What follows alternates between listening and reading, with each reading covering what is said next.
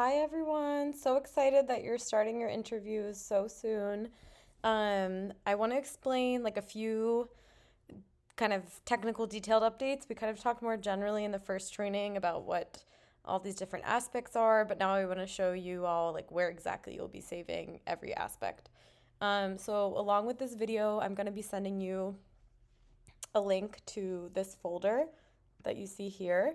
And so what you'll see is this PowerPoint, which I'm going to be showing over here, which is just like kind of like a condensed form of this video so that you can reference it quickly without having to watch the whole video. But then you also have this video link if you need to like refresh your mind on how to do something. And then you'll see in this same folder that each of you have a folder for your, where you'll be working. So Rohan, this is your folder for India. Melanie, you are the 2024 folder under here. And then Ernest and Ani, you're going to be sharing the France folder. Some things are shared, some things are like split up. So we'll get into that. But bookmark this, save this link because this is where you'll be kind of saving and referencing everything. And then for all of you, these instructions are shared. So the first thing is just a checklist for every interview. You should have 6 things saved. I'll make a little note here. This one is optional, but the rest are not optional. 1 second. No, but yeah, at least 5, maybe 6 things saved for every interview. So just like at night or whenever you're kind of going through and organizing your stuff, this is like, do I have the consent form? Do I have their biographic info? Do they have their profile photo? Will I be editing the YouTube video? Will I make their transcript? These last 2 things might not be done immediately, but the first 3 are kind of like what you need to have done right after the interview. And it's always good to check these early ones kind of like maximum 2 days after the interview because then just naturally mistakes are going to be made and it's so much easier to contact that person when it's just been a day or 2 since their interview to get what's missing. If you realize it like months later when you're back in the States trying to organize everything, it can be really messy to get in touch with someone. So these 3 you want to be doing maximum 2 days after the interview, ideally night of. And then these 3 are things that can take you a little bit longer as long as you make sure you have like the basic files saved. So we'll just go through one by one. If you are using this PowerPoint and you can like skip to whatever section if you need a quick reference, but there's only 6 slides, so it's not that long. Okay, so the first thing we're going to talk about is the consent form. So in each of your folders, you have your most common language version of the consent form saved. So for Melanie, yours is in Spanish, English, and Armenian, a PDF and a Word document. Rohan, yours for now is just in English and Armenian. If you feel like there'll be some people who won't understand English, especially this like legal language, and it needs to be in Hindi or another language, let me know and we can work on that.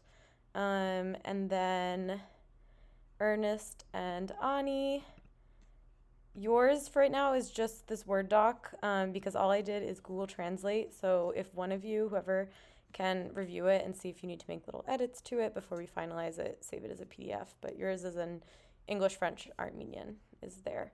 So you have 3 options for the consent form.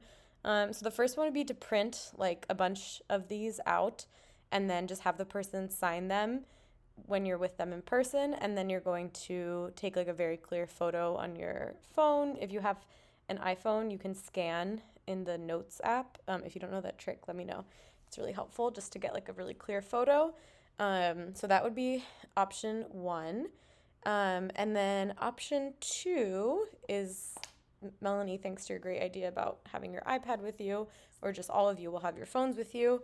I set up like a Hello Sign account so that you can just easily get electronic signatures, and I'll show you that in a second.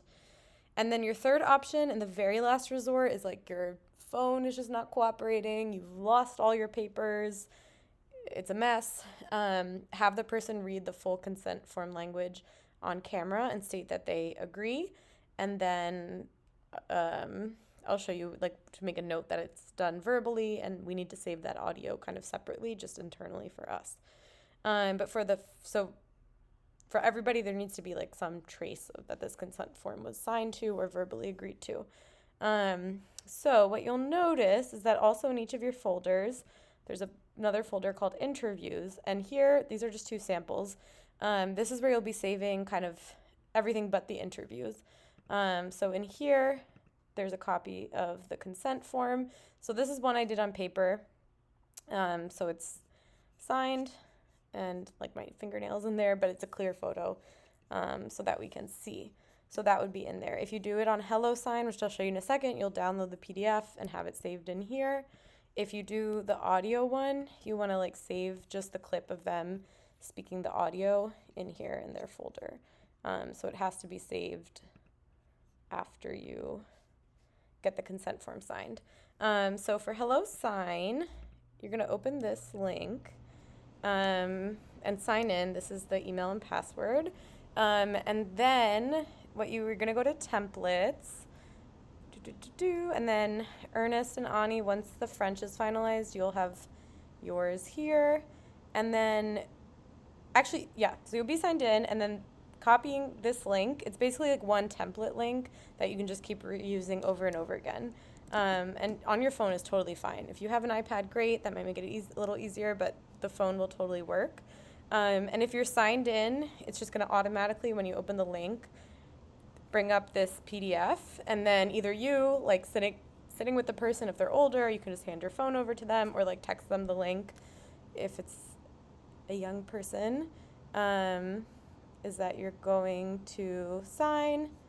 They're going to click here to sign. They can draw their so if like people have already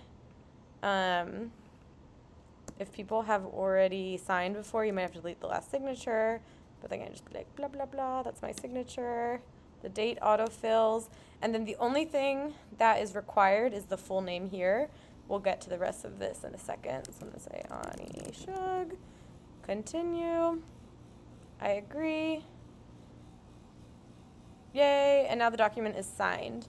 And then to be able to access the signed document it'll be in document, back like later at night or something, it'll be in documents in here, but everything's kind of just everything will have the same title, so it's probably important every night to go in and see like, oh, was this my interview?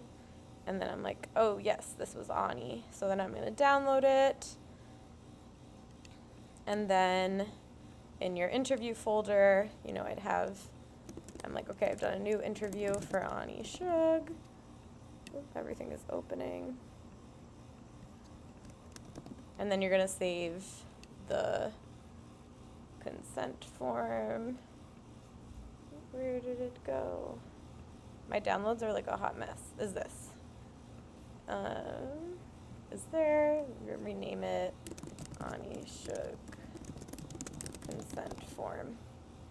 And that's it. Super easy. So you don't have to print and lug around paper. One little trick is that, let's say for some reason you get logged out of HelloSign, but you have the link. So for example, I'm going to open an incognito window. If you're not signed into HelloSign, you open the link, it wants you to verify an email address. And probably the easiest thing is to put in your own personal email address here. Actually, wait, I'm going to do this in mine when I can open my Gmail. Yeah, so if you're not signed into Reverted, you'll have to put in an email address, and it's probably just easier to do your own so that that person doesn't have to like log into their email. And then you'll open this document, you open the email.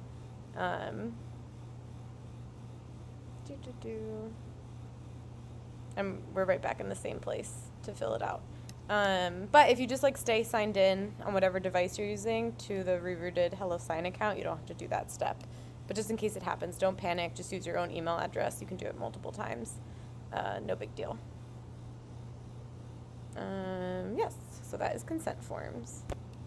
All right, so we've done consent form. So that is like always the most important thing to get. And then 2, kind of connected to the consent form, is that you will notice the second page has all the basic info that we need to capture for every interviewee. So you have two options to do this, either again on paper or in the Hello Sign link. You can fill it out with them right there in the interview, and you have it on the consent form. This is like usually what I do. It's just like easier when you're right there with the person. Or, and in conjunction to that, let me go back to in your folder. Every one of you has this list of interviews, and the headings up here are the same information from the consent form.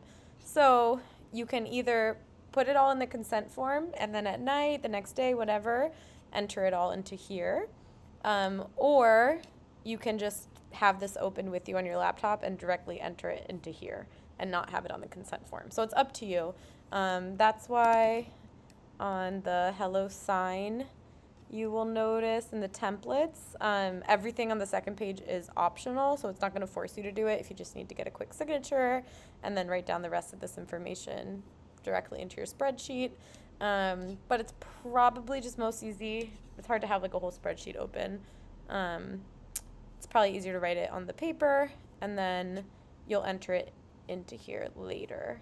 So for example, like this is what right now we have our art sock collection. Oops, sorry, this is the wrong thing. List of art sock interviews. So like, this is what it looks like, all filled out with all the information. And so at the end of your time interviewing, we have a complete set of information of who these interviewees are, and this is like the most helpful thing for me to be able to get things quickly on the website is having this all filled out accurately. So that's the biographic info. It's going to be definitely in the spreadsheet, and then maybe also on those consent forms, but definitely in the spreadsheet. Okay, the next thing is the profile photo. We already talked about that in the other spreadsheet, other presentation. You saw some samples. It can just be that one singular photo of them we're going to use on the website. And then if you go to someone's house or to their business or just somewhere like maybe you meet up at an Armenian community center, it's also really nice to get a bunch of other random photos of them in that space or things in the space that we can use on social media or just like to have. So these are all kind of like the quote more artistic photos that you just have of someone, of themselves in their space. So like here's two examples of someone like this was just an audio only, so we don't really see their face. This one we would crop, but it's them like with their plants. And then for someone else, this one we have like lots of different samples of basically the same photo, but put them all in. Even if like eyes are closed in some of them, put them all in here, and then we just have a bunch to choose from. So it's nice. So yeah, all your photos go in here. That one's pretty straightforward.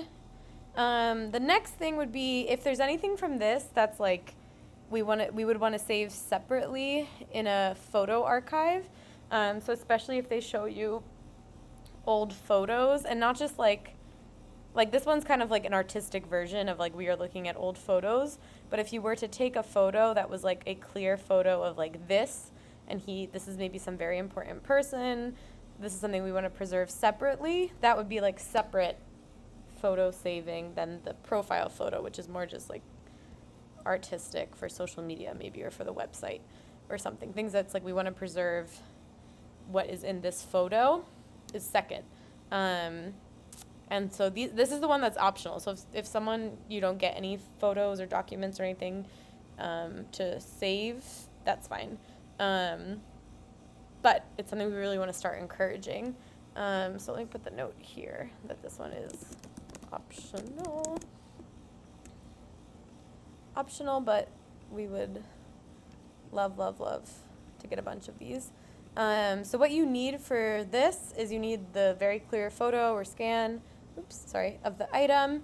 And then you want to get from the person the date, approximate date, the location, as much detail, description, who's in the photo, what's happening, where is it from, and then whether they want this publicly preserved in our photo archive or not.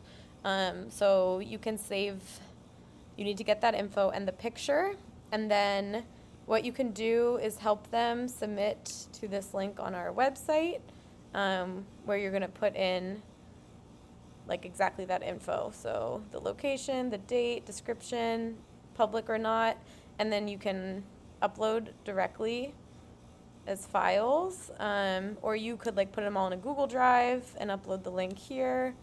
So you can do it this way. This is one way. Or as kind of a cheat sheet, you can open the back end of where that spreadsheet would go, and just link it all here. So you'd be under diaspora, you put a link to the photo, so that could be Google Drive. We have this website called ImageBB. I can show you if you need that. And then again, the city or region where it's from, the country, the approximate date, the contributor, so that'd be the interviewee, if it's public or private, is it a photo or a video, and then a description of it. So, and these you can also save in the interviewee folder here, and then just link to them from here. But to not get lost in just the shuffle of like what's a profile picture, what's going to the photo archive. This is a poorly named spreadsheet. Filling out all the info here is super important. But you could like jot this all down in a note on your phone and then save it later, kind of see how it's working for you. But if someone shows you something that's super cool, or if you're at their house, ask what they have that they would want to also be preserved, and then we will save it all this way. Okay, now for the star of the show, saving the interview on YouTube. So we already talked about the editing. So, if you have a Mac, use iMovie. If you have a PC, there's a program, all of a sudden the name is blanking, but it's in the other PowerPoint, I can find it. Just very basic to cut out any interruptions, all your chatting before the interview doesn't have to be in the final version. Any long interruptions, anything they tell you they want to be cut out, and save it as one single file on your computer. And then you're going to upload them directly to Rerooted's YouTube, so that you're not sometimes we have a WeTransfer link, but then you're sending them to me, and that takes you a long time, and then I have to upload it to YouTube, and that takes me a long time. So basically we're just going to use YouTube as the transfer method, and then two things get done at once. No need to save the file in a super most high quality. We want it to look good, but high or medium quality is usually very, very much fine enough. So if you save it as super, super high quality, sometimes it's a really big file, and then it's going to take you a long time to upload to YouTube. And we don't want that. So, save it. Maybe it's around 3-4 gigabytes, and that doesn't take too long to upload to YouTube. And then to upload to YouTube, so instead of having you log in directly to our YouTube, which then if you get logged out or to log in initially, I have to send you the code at the same time you log in, and that's fine the first time, but if you get logged out in the field and we're on a different time zone, it can be annoying. So I'm going to send each of you a share invite to our YouTube. So what that'll look like on your end is you'll get an email like this, invitation, you've been invited as an editor to Rerooted Archive, so you're going to accept the invite. And then, so you'll notice here, up here, let's see, now I'm in okay, so if you switch account, this is me in my personal YouTube. Do not, by accident, upload to your personal YouTube, because there's no way to then transfer it to Rerooted's YouTube. We'll have to download it and retransfer it, and all that time is, you just have to wait again. I mean, it's not horrible, but you'd have to wait again. So you do switch account and then go to Rerooted. Got it. And then what you're going to do is this little create button right here, upload video, and then you're going to take what you have. I'll I'll show you here. The title should be full testimony, comma, the full name of the person. So I have full testimony, Termine Gregorian. This one's audio only, so it's like a super, super small file just so I can show you how to do this part. And then this tells you here what settings we need. So title, full testimony, Termine Gregorian, description, just leave it blank. Don't have to pick this. Playlists, so this one is Artsakh, so I'd click Artsakh. But for you all, we would be adding new playlists. That's just going to be like France. Oh my God, I spelled France wrong. France or India, they can be public playlists. So then you'd pick your country. No, it's not made for kids. So made for children, no. Next. Skip this one. Visibility. Everything you can do public unless there's some sort of like confidentiality, like they said something and they want to watch it before they make it public, something weird's going on, then do unlisted. But everything else can be done as public. And then you're going to do publish. And so when it's uploading, before it's at processing, you can't close this little window. But once it says processing, you can close this window. And then you'll see here, I just tested this one 3 times. That's why it's here 3 times. But it'll be in the list of all of our rerouted videos here. Yeah, so again, even the ones that are like 13 or like 10 gigabytes, it takes about like 5 minutes on good Wi-Fi. So it's not horrible at all, but don't feel the need to save it in like the super, super highest quality. Just before you upload it, check to make sure it looks good. You can hear everything well before you do it. So yeah, so these are the ones you have to choose the settings, and then everything else you can skip. And then after the video is uploaded, once you click on one, either right here, you can do get shareable link or click on it. The video link comes here, and then save. You're going to save this link in your list of interviews, because that'll just make it like super easy later to reference what video is what. Having it here. Great, so that is YouTube. If any questions come up at all, please let me know. Or if you have any issues with like the sharing of me adding you to the account. Okay, and then next, final thing is the transcript, which I know I'm sorry for like the confusion about in the first training. This is like, I think one of the things that makes Rerouted very unique is having transcripts in our videos like accessible to people who use the interviews, because a lot of oral history sites, if you've explored them, it's either just the video and no transcript. So then maybe you just want one thing out of the video and you have to watch 2 or 3 hours to find the one thing that you may or may not want that may or may not be in there. Or some places have like kind of like an outline. So it'd be like minute 5, they talk about this. Minute 6, they talk about that. But again, something can get missed. So for us, the transcript is super important. And especially important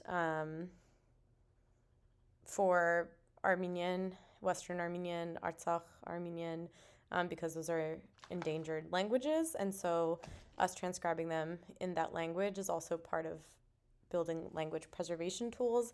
And so actually, because we transcribed all of our Syria interviews, which took a lot of time and effort, we actually, Rerouted's interviews made the first Western Armenian spoken linguistic corpus of Western Armenian ever. So now it's like this amazing tool for linguistic analysis. It's also been used to make the first Western Armenian speech recognition or like speech-to-text recognition software. So it's super exciting. And then from all that work and transcribing those initial interviews, we have some tricks to make it go easier. And so if you are doing any Western Armenian, which would be Ani, you don't need to transcribe those because we have separate funding for that. But everything in like more common standard, that's not like more common languages, so like English, French, Spanish, YouTube will automatically transcribe them. So then it's just cleaning up the transcript. So there are 3 things to look for in the transcript. So the main thing is just like the auto transcripts, as you probably know, are going to misspell something or like mistranscribe something. So it's just fixing that. Um, there might be some like the most common things that will be mistranscribed are Armenian names, and so some you might know from doing these interviews and learning things, but it also is like super common that you might not know what they're saying either. So that's okay, but as you edit, put those words in parentheses, and that will just make it easy for me to like command search and find those words and check them one by one. The other thing that's a huge help to do is adding in punctuation, because let me show you on the Rerouted website. So like for Syria, our testimonies, this is what the final product will look like, is that there's in Armenian and then in English, like a typed out transcript that goes along with the video. So not just subtitles, where like if you're listening to subtitles, you don't really need punctuation, but if you had this without punctuation, or like we can download, let me show you English. We can download the English transcript. If we had this without punctuation, it's kind of just gobbledygook for researchers. So adding punctuation is super helpful. They can still be like kind of long sentences. That's fine. No need to like every short little phrase make it a sentence. So like, yeah, no need every short little phrase to make it a sentence, but like we need question marks, we need periods, we need that.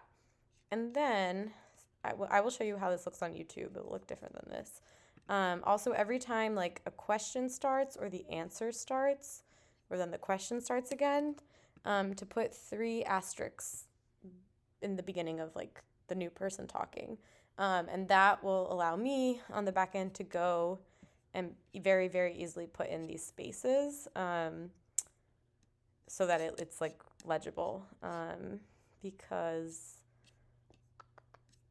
I don't know if I have an example of one that's not done, but when there's no spaces in it, it's just a huge block of text and it's really, really hard to read. So adding this punctuation and these 3 dots are super helpful. But now let me show you what this actually looks like on YouTube. So we're going to go back to YouTube and make sure again you're logged in as Rerouted, and then you go to YouTube Studio and then Content. And there's going to be a lot of us uploading at once, so if you want to, just be able to look at your interviews, go to Playlists, and then you can click on your country. And then videos. Actually, sorry, this was a bad idea. I'm not going to do that because those are all in Armenian, so I can't show you the auto transcript. Wait a second. Videos. But this is a video of me recording a Tell Your Story training. So yeah, once it's saved and like it's all been processed, here under subtitles, you're going to go. And then English automatic captions is going to show up. It doesn't show up right away, so you might need to give it like a few hours. So it's not going to be something you can start immediately. A few hours to the next day, you'll notice English automatic captions here. And then Armenian's like the standard language for like our YouTube. So everything will say Armenian, but there's not going to be Armenian. So English, or if it's French, it should realize it's French or Spanish and put automatic transcript. And then what you're going to do is go to, wrong one, English, this little edit. You're going to go to edit, the edit pencil. And then here's where we have some options. So you can upload, if you're like, you can do it all in YouTube. So you're going to go through and edit only the text. Don't worry about these timers because they should be pretty good. You're going to go through either here where it's in boxes. For some reason that helps my brain more. You could also do edit as text and do it this way. But this hurts my brain personally more. Edit timings. But it's a personal preference, so it's up to you. So here's where I showed you where like every time this is an interview, but whatever. Every time a new person speaks, you're going to put those 3 dots. We're adding periods. You're going to fix just like misspellings, things like that. You're going to just make all these changes in here, and then publish is like the way of saving. So feel free to do it just directly on YouTube, and it saves here. You just have to press save all the time, because if you close YouTube by accident or you lose Wi-Fi, this is like internet based, so you should just really be saving. Your second option, this is maybe a little more technical, and I can like, if it doesn't make sense how I show you now, I can show you again. But what you're gonna do is options download, and then it's listed here. It's choose SBV.